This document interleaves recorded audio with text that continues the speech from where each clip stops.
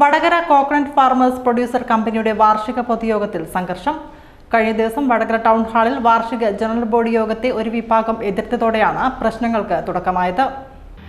യോഗം പറഞ്ഞ സമയത്ത് തുടങ്ങാത്തതിനെ തുടർന്ന് ഒരു വിഭാഗം ഷെയർ ഉടമകളുടെ നേതൃത്വത്തിൽ യോഗം ആരംഭിക്കുകയായിരുന്നു. എന്നാൽ ഈ സമയത്ത് നിലവിലെ ഭരണസമിതി അംഗങ്ങൾ എത്തുകയും യോഗം നടത്താൻ ശ്രമിക്കുകയും ചെയ്തു.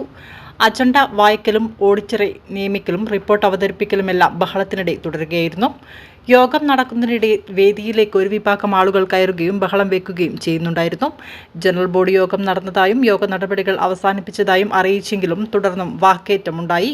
പോലീസുമായി ഉന്തും തള്ളുമുണ്ടായി. പരിക്കേറ്റ RP കൃഷ്ണൻ, വേന്ദ്രൻ നാരായണൻ എന്നിവരെ ആശുപത്രിയിൽ പ്രവേശിപ്പിച്ചു. പറഞ്ഞതാണ് അജണ്ട ഞങ്ങളെ വെബ്സൈറ്റിലുണ്ട്, ആർക്ക് വേണമെങ്കിലും വന്നാൽ